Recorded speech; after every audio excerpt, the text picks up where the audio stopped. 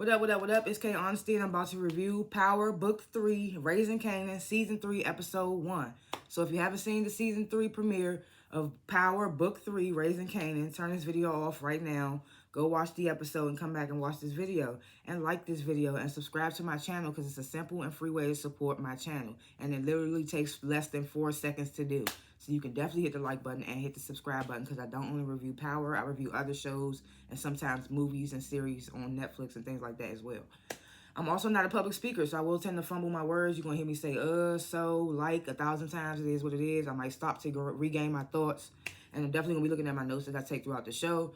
And anything I say is my opinion. It does not reflect anyone or anything associated with the show. These are my thoughts and expressions.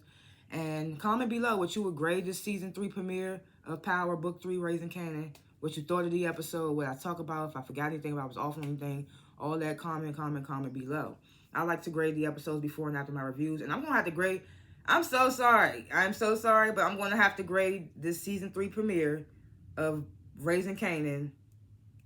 I'm going to have to give it a low grade. I'm sorry. I'm going to have to give it a C+. It didn't do it for me. I'm so sorry. It did not do it for me. I avoided so many teasers, spoilers, what we need to know, all that stuff that I was seeing popping up on my algorithm for Power. I ignored it all until I watched the show. And now I'm ready to do my review. And I'm just like, it was not given. It didn't give for me. C+, I'm standing on it. It is what it is. Last chance. If you haven't seen the Season 3 premiere of Book 3, Raising Kanan, Power, whatever, turn this video off. I'm about to spoil the entire episode. Let me try to get a swig of coffee. This shit's so hot. Yeah, that's not happening. It's too hot. It's too hot. Okay, so the episode starts off. Oh, let me get my spliff, my wake and bake. Okay. So the episode starts off with the paraplegic neighbor that stay in the in one of the buildings that Rock and all them serve out of. Y'all know what I'm talking about. The paraplegic neighbor that saves Marvin on the Season 2 finale and let him hide out in his apartment when the Italians was looking for him.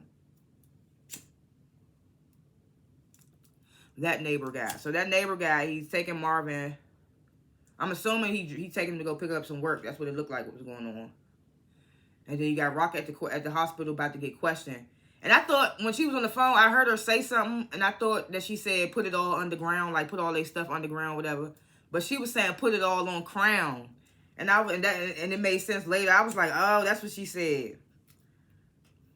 Then the cops, they at the, what is that, a record shop or a studio? Like both, whatever, with Lou at. They in there about to get the questioning Lou. Excuse me. Keep burping. Excuse me, keep burping on the inside. Neek gets home, and his baby mother tell him his little brother, is that his little brother? Or his big brother? His big brother, Ronnie, is home, and Neek goes in there to greet Ronnie, who really don't seem to give a fuck. Seem like the nigga been out. He just acting so nonchalant, eating some cereal, talking about I don't want it to get soggy, so I can't greet you. And I'm like, this nigga just did a bid. You ain't even happy to see your brother. It was weird.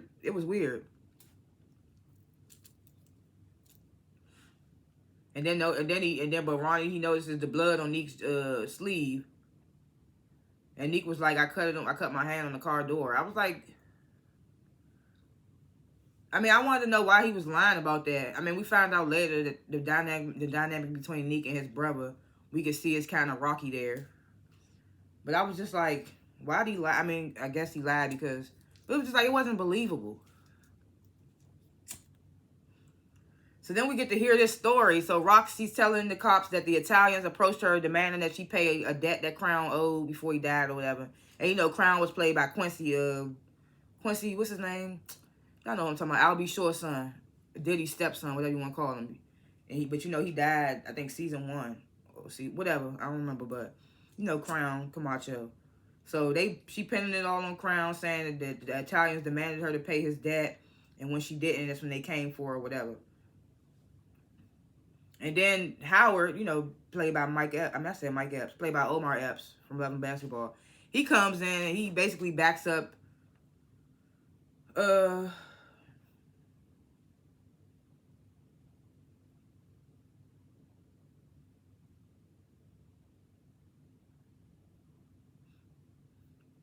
yeah, so he comes, yeah, so no, First, Howard comes up as she is explaining to the cops everything that happened or whatever. Because I forgot that, yeah, Neek came in and shot dude in the back, so she had to try to explain how she got away from them two dudes if they came rushing and shooting at her. She had to explain how the second dude got shot. And I forgot what she said. She said something about she picked up the first dude's gun and just shot him in the back or something like that. I can't remember. But Rock's explaining that. Howard comes in. They start telling her, like, we found a whole drug operation in the Baisley Projects in Jamaica, Queens.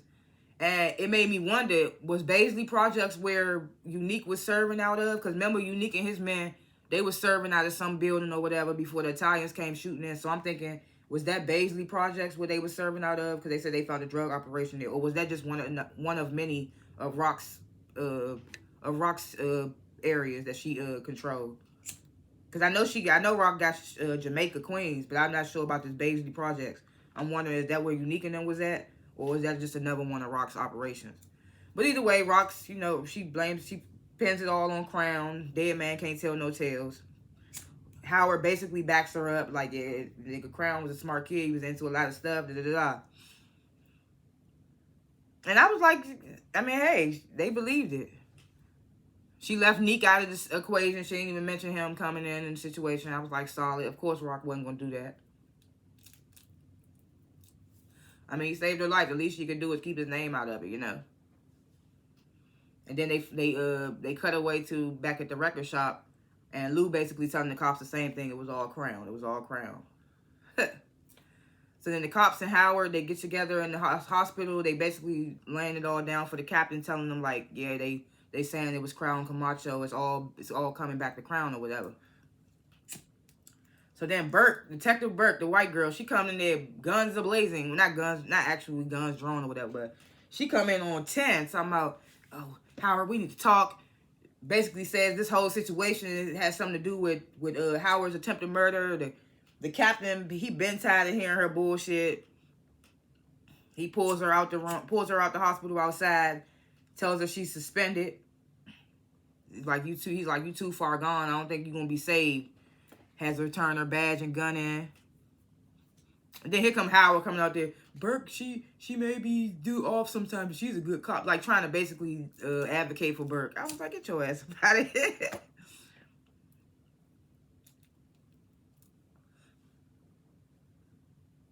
So we get this scene. Basically, Stefano's mad. He pissed off at Sal for all this noise that they done made when they hit Rock back. He's like, the cops, they might have some of our spots bugged now and things like that. And Sal, like, Sal Baselli, he like, I promise I'm going to clean it up. Stefano, like, I don't even want you to do shit. I just want you to take your ass back to Jersey and make sure you buy some of this aquatic shit before you go.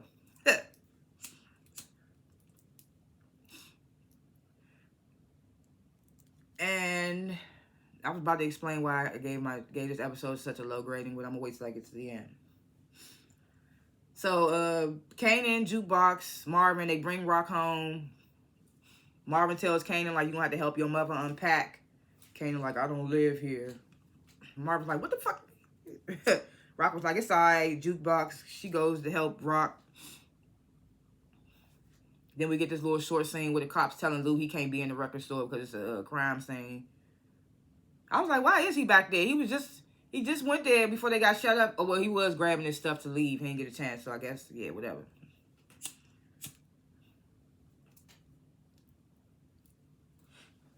So Rock, Jukebox, Kanan, and Marvin, they sit down, supposed to be having a talk.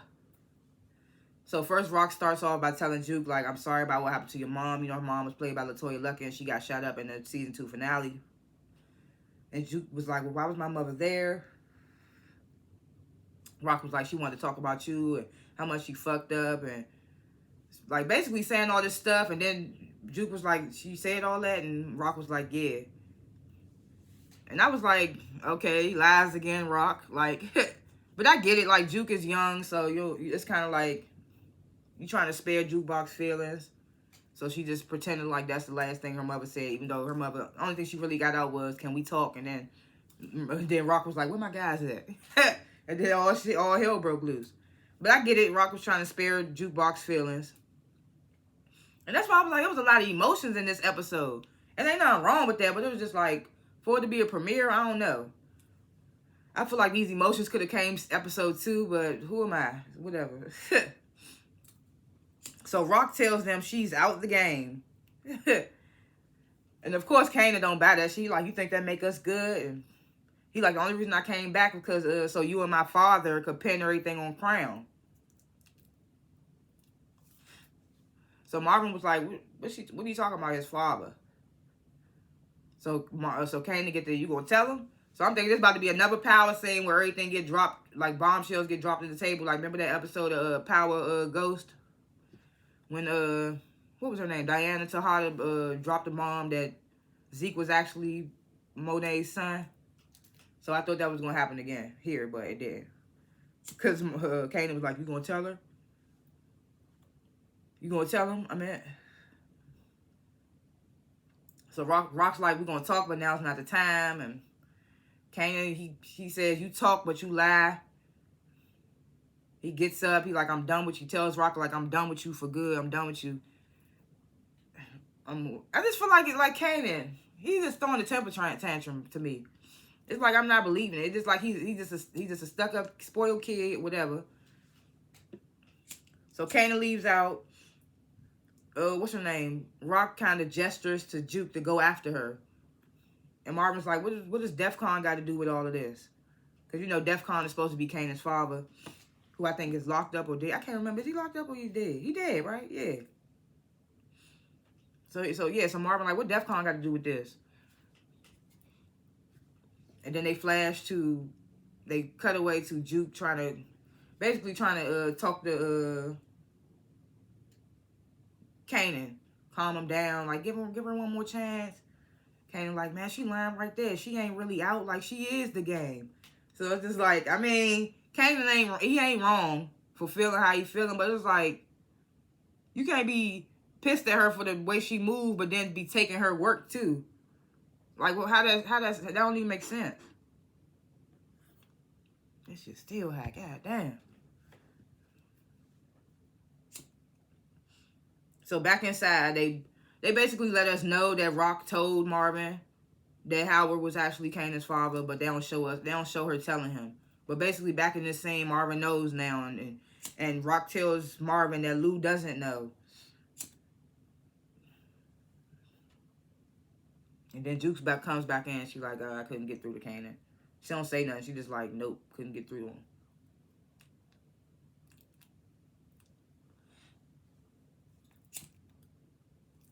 So Burke, she's sitting and talking with her dad. He angrily telling her that she need to leave the whole Howard shit alone before she actually lose her job. He says that her and her attorney and him, they gonna go talk to Internal Affairs to see what they actually have on Burke. And he telling her like, the less you say, the better. Shit went downhill for Burke quick. I didn't even see that coming. She ain't even had no couple episodes. It was like season 3, it's a wrap.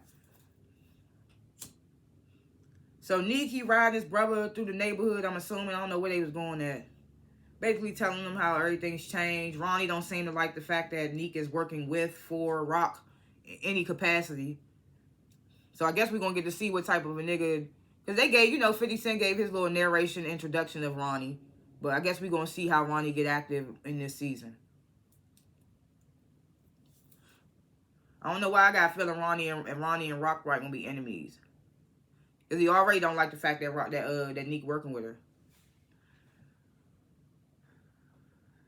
So at Famous's crib, he's showing Kanan an eviction notice.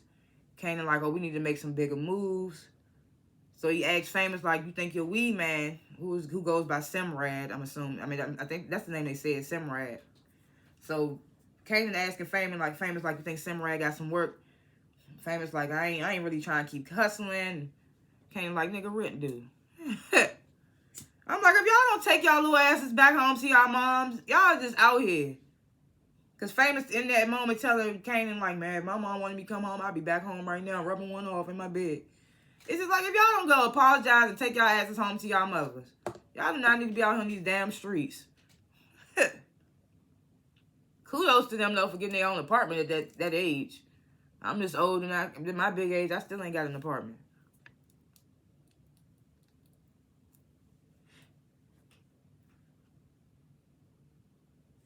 So apparently Marvin goes to Lou, tells him about Rock being out. Of course, well, I don't think Lou buying it neither, but he just like, oh, so it's a problem when I want to be out, but when she out, it's just everything just cool. And then Lou starts telling Marvin about Rock putting Scrap down, even and then finding out that he wasn't no snitch. And this nigga Marvin, because Lou was like, we killed him. She killed him for nothing. Marvin was like, man, the nigga was moving kind of funny. I was just like, bruh. Lou was like, it's not the point. Marvin was like, I mean, nigga was moving kind of funny. These niggas is funny, man. This nigga Lou was just emotional the whole episode, too.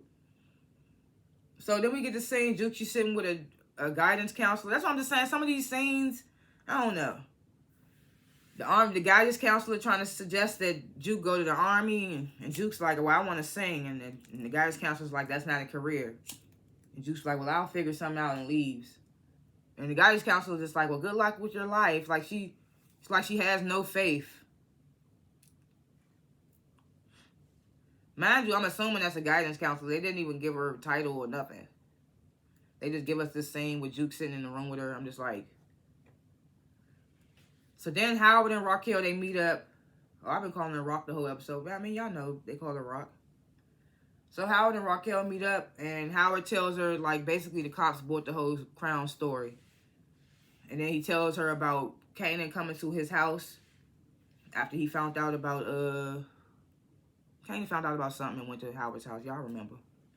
So he like, me, you, Kanan, we need to get together. We need to let Kanan know that we all in this together. And Rock like, we not. No, we not. 5-0. Howard's like, well, we is when it comes to that boy. I'm just like, man, well, y'all had the baby together. So Burke, her father, and her attorney, they sitting with Internal Affairs. And they basically telling her, like, we've run into some questionable relationship you had with these young people. And they say it's just a pattern of illegal behavior. That they bring up, like, how she sprung Laverne out of 2 jams or whatever. And she's like, she's just a girl from the neighborhood. I'm helping out. And she's like, everything's being twisted and turned to make me look like shit. And IED, they just not really buying it from Burke. It just went downhill for her. Kanan is famous. They go to Simrad trying to get work, and he turns them down. He's like, nah, fellas, I'm not even trying to have that type issue. Smart nigga, too. He was like, no. Y'all little niggas know. I was glad he told their ass no. Take y'all little asses home. So Duke gets home, and Marvin, he in there with some of her mom things that the church dropped off. Tells her about the memorial that they having that night. Like, tells her if she wants to go, he'll go with her, whatever. Then he gives her, like, this awkward-ass embrace. I mean, I get it. I mean, at least Marvin trying. Because, I mean, he fucked up bad when he hit her. I know, did he hit her or did he choke her out? He might have did both. I don't remember. But he the only parent she got now, for real, for real. I mean, he the only parent she had. Because her mother was on some wild shit with that whole conversion stuff.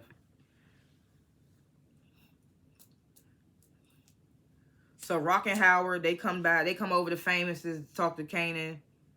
Rock basically pays Famous to get lost somewhere. Then Juke, she's going through her mom's things. And then we get back to Howard, Kanan, Rock. And basically Howard's telling Kanan and Rock, like, the FBI is getting involved now when it comes to the South Side. We just need to move quietly, put our heads down, this, that, and the third. So Kanan brings up with, like, your partner, like Burke, she know too much. And Rock was like, yeah, that bitch did approach me too. So Howard was like, well, she ain't gonna be no problem. She been suspended. Kanan's like, that don't stop what she know. Like, she knows too much. She gonna be the one that take us all down. So Howard was like, I'll handle her. Because, like, basically, Kanan and Rock was, like, basically, like, nigga, she got to go, basically. Not saying it verbatim, but they like, she got to go. And Rock like, we going to start over and get things right. And I'm like, shit, this bitch really about to lead the game. And, like, and bun up with her cop baby daddy and her son? Definitely not. They playing with our face. They playing in our faces. It's the episode 1. So then we get this scene. Burke's girlfriend. She's like, I've been approached by Eternal Affairs. Like, I thought you were gonna leave this Howard shit alone, and breaks up with her. So everything is going downhill for Burke. Like everything. So when Neek gets home, his baby mother's going off. Like, how long is Ronnie gonna be staying here? I don't feel comfortable with him here. He brings trouble. Like, next thing you know, you gonna be locked up, and I'm gonna be a single mama out here. Neek's telling her, like, that's my brother. Like, I can't just turn my back on him. Like, everything gonna be good. I got this, that, and the third. Like, basically trying to reassure her or whatever. I'm like, until I see Ronnie do something that blows me, I don't see no problem with him right now. I mean, yeah, he don't want Neek working with Rock, but what brother would want him working under, if he working under abroad, whatever, you know how niggas be.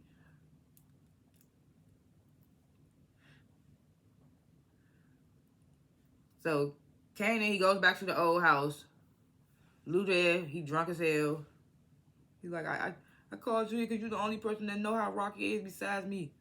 You know how she is, man. And then he confesses to Kanan that Rock had him kill his man back in season 1. I forgot the little nigga name.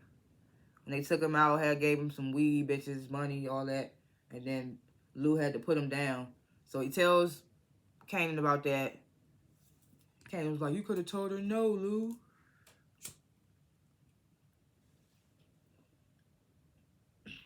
Then we get to saying Neek pops up at Rock's house to lend a hand.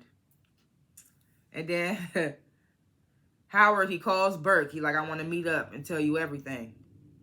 He didn't say Burke's name in that scene. I ain't even need to know it. I knew it was Burke. I didn't even need to hear a name. I knew it was Burke. So Neek's telling Rock that Sal basically ain't gonna make no more moves because it's too hot out there. But for real, the nigga got sent back to Jersey. But I don't think Neek know that. He was just saying it's hot out here. So Rock tells Neek she out the game or whatever. So Neek walk up. I'm gonna miss you, Sin. I'm gonna miss seeing you out here on these streets. And then they start kissing and they start fucking. And I was like, this is what I was like, they both fine as hell. So I was here for it. I was like, yes. I was here for it. But I was just like, damn, he just kissed his BM and was like, I'll be back. I'm going out. And then goes and fucks Rock. But I feel like Neek has a what's the word? Ulterior motive. He has an ulterior motive. You saw Rock ass had that pistol until he came and pulled that John away from her. That made me nervous. I ain't even gonna hold you. That made me nervous when he pushed the gun away from her. I was just like, he could pick it up and ball. I was just like, this is a tricky one. Like, you having sex with the enemy, like that's some wild shit. That's some wild shit. So we get these flash scenes between Juke at home going through her mom's things and Marvin actually attending Juke's mom's funeral, his baby mother's memorial, whatever you want to call it. Rock didn't even go. I was like, damn. One of y'all friends at some point? I was like, damn, they didn't even go. I mean, Rock didn't even go. I thought Juke was going to show up later after going through the things. She was going to see something and then end up going. I thought it was going to be a whole singing scene. I ain't even going to lie. I thought she was going to get there and get the singing. But she doesn't. And, yeah. Kanan and Lou, they at the old house just sitting in there getting drunk. Well, Kanan getting drunk. Lou was already there.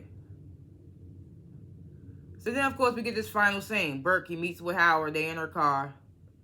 He telling her, like, I want to save your job.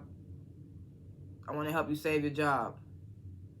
So Burke starts telling Howard everything she knows from when he met Rock to all the way to now, to current day. And I was like, okay, you spot on, but at the same time, why are you telling him everything you know? Nobody already believes you, and he already know all this because it's his shit. Like, I was just like, what is with you? What is up with you? Why even keep talking like you know stuff? So then she accuses Howard of getting Sam, the crackhead, shot, getting him killed. Accuses him of that, and then Howard just shoots Burke in the head. And it was like, I mean, I seen this. I knew this was gonna happen. I honestly didn't think Howard was gonna actually go through with it though. I knew he was planning to kill her. It was all the whole situation, the whole setup was shady. So, but I thought he was gonna end up not going through with it. And I thought she was gonna end up recording it. I knew she was recording him. But I thought he wasn't gonna end up going through with killing her. I thought he was gonna tell her everything and then do something later or whatever. And she was gonna have that recording and try to get it, and it was gonna be a whole thing. But nope, he shoots her ass in the head, wipes the gun and puts it in her hand, and as he's doing that, he notices the tape recorder. I think it was between her legs or something. He takes that and dips out. And I'm just like, you had the tape recorder like that visible, bitch? I hope you had another recorder somewhere, but I doubt it. That's the end of Burke's story. And that's how it ended. And I was just like, so now I want to explain why I gave this joint such a low grade and why I gave it a C+. It was just like, for this to be the season 3 premiere, it was just like so much emotions. Like, Lou was emotional the whole episode. Juke was depressed about her mom the whole episode. I mean, rightfully so. I get it, you lost your mom. Of course, I get it. Kanan was acting like a spoiled brat the whole damn episode. Rock was, of course, she was standing on business. I mean, until the end. And then she fell weak.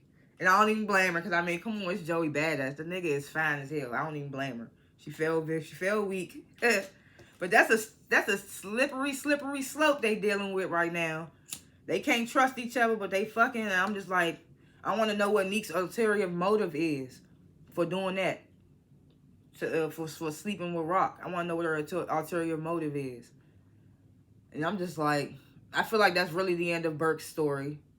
These are all my little predictions for episodes to come. But yeah, that's why I gave it a low grade, because it was just not a lot going on until the very end.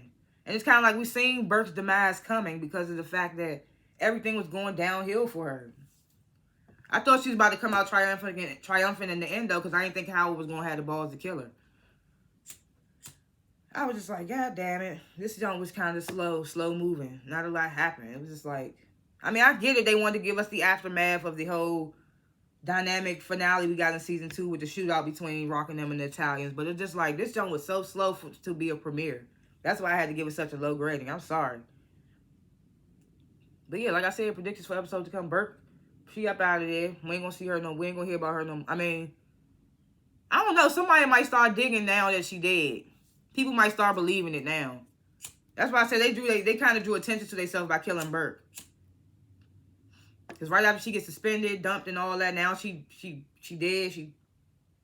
But I get it. They try to make it look like a suicide. Maybe everything went downhill for her, so she feel like, I mean, just kill myself. I don't know.